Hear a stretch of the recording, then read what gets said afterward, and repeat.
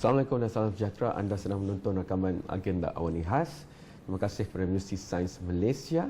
Hari ini saya ada tamu yang cukup hebat, pemenang hadiah Nobel. Such I would like to go into English now, and I would like to welcome Sir Richard Roberts, the Nobel Prize winner in 1993 for physiology and medicine.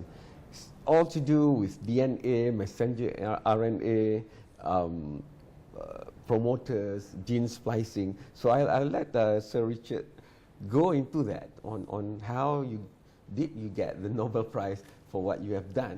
But I guess it went back a long way to the 1960s and 70s, and how it sort of changed the world of biotechnology and research and experiments. Sir Richard.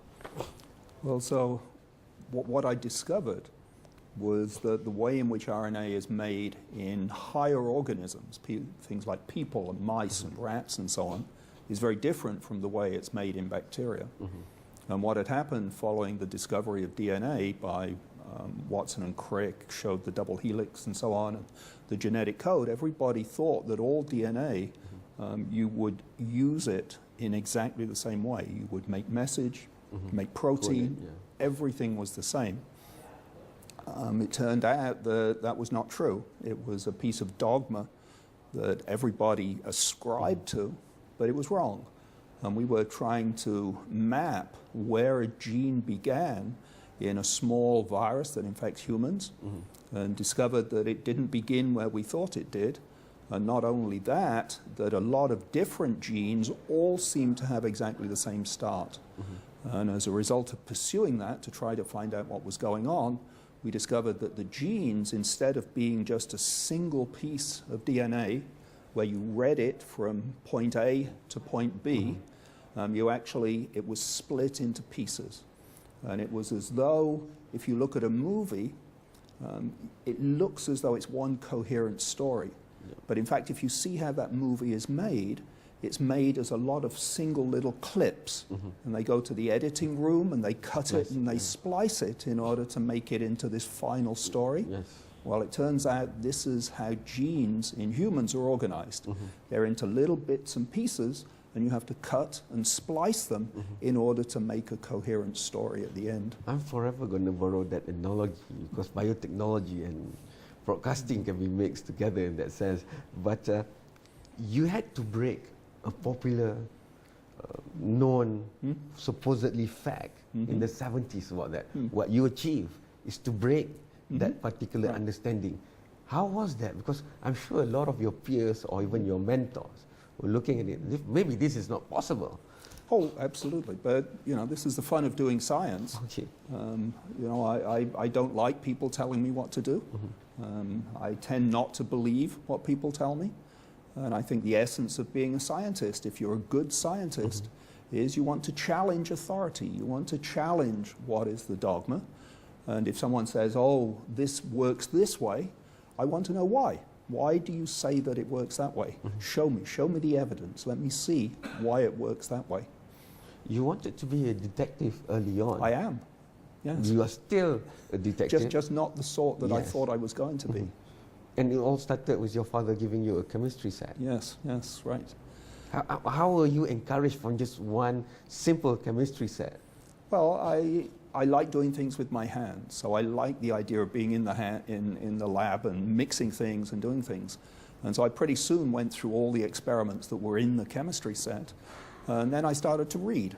And just as you were saying earlier, reading is important. So I went down to the local library and I discovered that with some of the ingredients in this chemistry set, I could make gunpowder. And so I could make fireworks and I could make explosions. And they were kind of fun, if you're a kid. It's kind of fun to mix some chemicals together and have it explode. I understand the terrorists completely. Nothing like a good explosion. And so that got me into chemistry and into experimental chemistry. When I was reading through your bio, it's very interesting that, at certain stages in life, I'm saying this because sometimes in this country, and I'm sure maybe in many other countries, you can never afford to fail. From school, you must get all A's. And for the examination that will put you in the university, you must get 4 flat. There's nothing else. If you have any failures between that, so you must not be a good student. But you know, there was this part about the A But, levels. you know, that's just completely wrong. Okay. So people who don't fail never learn anything. It's only when you fail that you learn. So there was this history about you and physics and A levels. Right, right. I didn't really like physics. Didn't understand. I wasn't taught it very well, but it didn't appeal to me. And so I didn't really grasp what it was all about. And so when I took my first A levels, I failed physics. Yeah. So it's very important also, not just to look at the particular student or a number of students, but how and the ecosystem of where they are, how they are taught. Is it rote learning? Is it exam-based that you can memorize and you don't even pursue any knowledge? You just, No, I think that is the Asian way of teaching, is by rote learning, which is completely wrong. No one really learns anything. All you do is regurgitate stuff, but that you can do with Google. So, you know, I don't need to learn all of these facts if I can look them up on Google. What's important is that you learn how to acquire knowledge, how to interpret knowledge. You learn how to use knowledge. If I want to know something, you have to know where to go and find it. If it doesn't exist, then you have to know how to do the experiments in order to find it. How do we make that into practical, everyday education learning system? Because every year, about 500,000 students in this country will finish school. And they're all looking at places in university. Some of them would not want to go to university for whatever reason, but those who want, so it's always a tough fight to get a place in university. So the way mostly that we deal with it is the 4 flats, MBAs. But we keep hearing more and more, and even to the future employers who will receive good grade students, but they don't have skills, they don't have interest in pursuing things. So how do you see the modern world adapting? Well, you know, the whole teaching thing is that there are good teachers and bad teachers. The good teachers find it difficult, challenging, but they rise to the challenge of teaching the kids how to understand what is going on. So they teach understanding. The poor teachers find rote learning to be very easy, because all you do is you give the kids something, they have to learn it, they regurgitate it, and then you mark it, and you don't actually have to spend a lot of effort in teaching.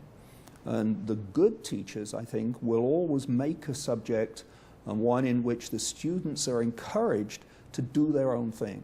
They're encouraged to go and find the answers for themselves. They don't just read them in one book. Maybe they have to go to 2 or 3 or 4 books. Okay. In the case of sciences, the people who are the very best teachers in science make science into a puzzle. You know, all the young people love games. There's just nothing better than games. If you can make the educational experience into a game, the kids will lap it up. They will love it, because the kids like this kind of thing. They like puzzles and games. They don't just want to have to memorize everything.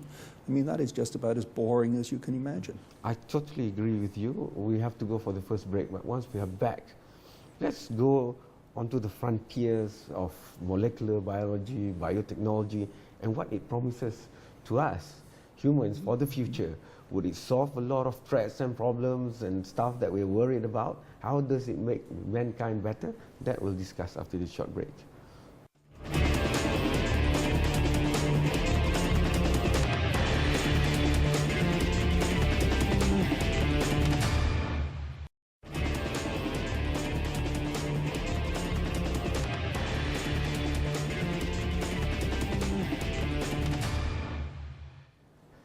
Anda masih lagi menonton rakaman khas agenda Awani di Universiti Sains Malaysia Pulau Pinang. Terima kasih kepada USM. I'd like to continue with Sir Richard Roberts, the Nobel Prize winner in 1993 for physiology and medicine. If I explain about gene splicing, it's almost like making a movie, you know. You splice the movie strips and stuff. But moving on, there's a lot of challenges to mankind and humanity in the 21st century. You know, some people fear superbugs that will come in and wipe off mankind. And a lot of battles seeming like happening that the naked eyes, they can't even see it because it's at nano level and stuff. But with biotechnology and molecular biology, for example, the frontiers of science, it's now, I guess, it's most exciting time ever, because now you have the big data approach, you can use supercomputer to aid you and stuff. So where do you see biotechnology and molecular biotechnology, for example, and the frontiers of research in really advancing life as we know it for this century? So I think you have to think about it in terms of two distinct aspects. So one is acquiring the basic knowledge about life and how life works so that we can then manipulate it, change it, cure diseases, and so on. And then the second aspect is having acquired some of this knowledge about how things work, then you can figure out what are the proper fixes. It's as though you have a car. Okay, and I try to start the car and it doesn't work. If you have no idea of what the basics of that car are, you really don't know where to begin in order to get it to work. But if you know that it has a starter motor, then that's the first place to go looking and see, is there a problem with the starter motor? And so I think whenever you think about research in the life sciences, actually in pretty much everywhere, you need to have a balance between doing science that is telling you how life is working and doing science that will lead to applications. And a lot of governments make the mistake of thinking, well, you can just go to applications, okay? So here's a problem, let's fix it. But if you don't do this basic research that will tell you how things work, chances of you fixing it are negligible. And this is one of the problems with medicine. So if you think about medicine, much of medicine is based upon what works by trial and error. Yes. It is not based on understanding how the body works. And I think in the future, we have to do more and more of understanding how things work, and so that then we can make the sensible fixes that will be good for the future. We have to make choices, especially so, for example, like Malaysia, where we really have to look at resources and match them to what we want to do. For example, a lot of people are saying that this is the decade for empowerment. You know, the bottom 40% has got to be looked at. But decision makers, decision making, choices and decisions, sometimes there's a lot of constraints to make the right decision. For example, the pressure to the research universities in this country is to give results. And results will also be measured from how much money you put into research and how much goes into commercialization of research. So this is the benchmark where it's difficult to look around the world and to get the right balance. What would your advice be for that? Well, I think, the problem here is how you measure it. So for every dollar you spend on research, you usually get many dollars back in investment, but that investment may not be for 1 year, maybe for 10 years, maybe 100 years before you get back the investment. So unless you're prepared to take the long view, you simply can't measure that very easily, because you have to wait 100 years and then look back and say, how did we get the benefit? Great example of this is biotechnology. So biotechnology all arose from a few people doing some very basic science. They were tackling the war on cancer. So they were working in an environment in which they were trying to tackle cancer, but they didn't have the tools, they didn't know how to do it, and so they started to develop tools that looked as though they might be useful. Did they solve cancer? No. But instead, what came out of that was the biotech industry, which has been one of the most successful ways in which basic research has actually led to tremendous economic progress for countries, for all sorts of people. And so you don't know where it's going. I mean, this is the beauty of science. If you knew where it was going, it wouldn't be interesting. But it wouldn't be interesting. Who wants to do it, I don't want to know where it's... I want to operate at the frontier, find the stuff that's new. And the way in which you do this in a developing country is, instead of saying, well, let's try and do everything, you say, let us find the niche area that is especially relevant to our country, and let us see what we can do for that. But if you don't have this mix of basic and applied, you'll get nowhere. You'll never make the true... You won't get the value out of your investment. You've been in Malaysia. You've looked at the ecosystem and the sciences of it. So what would your advice be for us? Well, for instance, you have tremendous biodiversity here. So one of the things you want to do, I say, is document that biodiversity. Find out just what you have. And in particular, one of the problems at the moment, I mean, a huge problem, is that we as humans are really destroying our environment. So many things that are out there that are really valuable and are going to be valuable, they will be dead before we understand how they work. The oceans are a good example. So I'm head of an organization called the Ocean Genome Legacy, in which we're trying to document what is in the oceans, but more importantly, we're trying to gather DNA samples from everything in the ocean so that even if it goes extinct, we still have the DNA. We still have the basic knowledge. We will be able to sequence that DNA. We will know what's there. We will know how the organism used to work. And maybe there will be some valuable compounds. You know, a lot of medicines have come out of the oceans. But if you destroy all of the key species in the oceans, what's going to happen is you will lose this forever. And so medicine will never benefit from it. Maybe one way to measure it also is not directly the return dollar to dollar, for example, but maybe you're stopping something from being destroyed. You know, you preserving things. You can't do that, though. I mean, this is the real problem.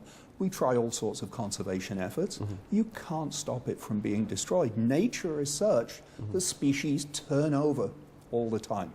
And we can try and slow it down. Can we stop it? No, we almost certainly can't stop it. Okay. I have to go for the last break, but once we are back, let's map the challenges of climate change, for example, and sustainability.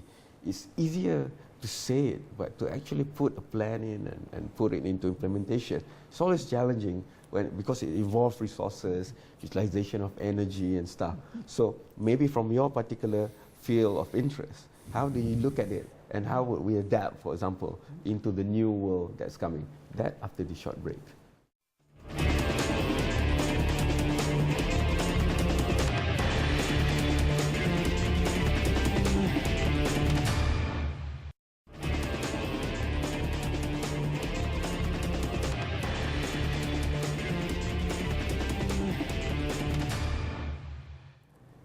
Anda masih lagi menonton rakaman agenda Awani khas. Terima kasih kepada Museum Sains Malaysia yang membolehkan rakaman ini dijalankan. I would like to continue my discussion with Sir Richard Roberts. And climate change is a big word, but it's upon us.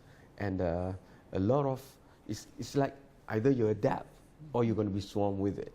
You know, low-lying islands, countries with small islands, for example, they're making the biggest noises because a few centimeters of ocean rising would cost them a great deal.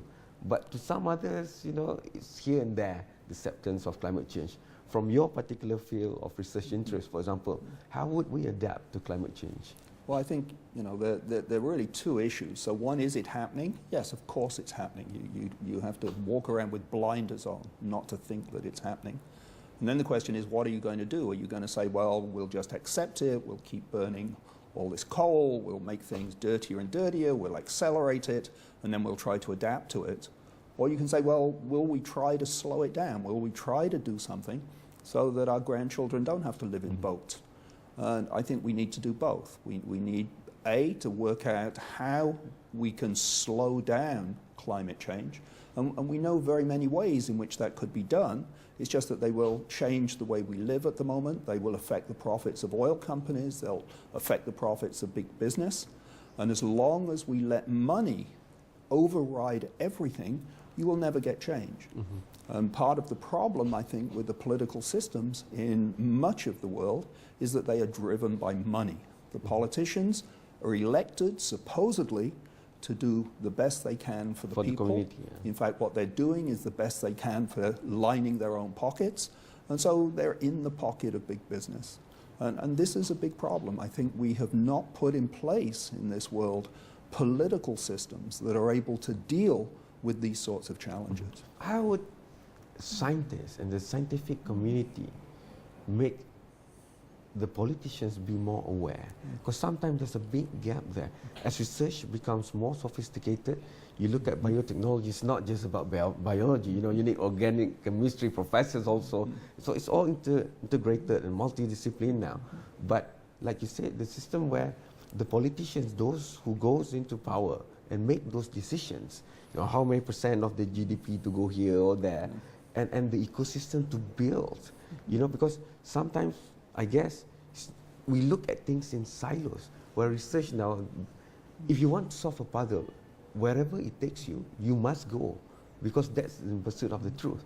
But sometimes, because it's all institutionalized, structured, and the thinking is not moving fast enough, you will go back to the politicians and the leaders for that to happen. Right, but the problem is that, most politicians have no interest in and no understanding of science, and the only time they pay attention is when it appears that the science is supporting whatever agenda it is that they're pushing. And, there have been people who thought, well, maybe scientists should become politicians, but in fact, the only thing that happens when they become politicians is they forget their science, and all of a sudden they become politicians and they just do the politics.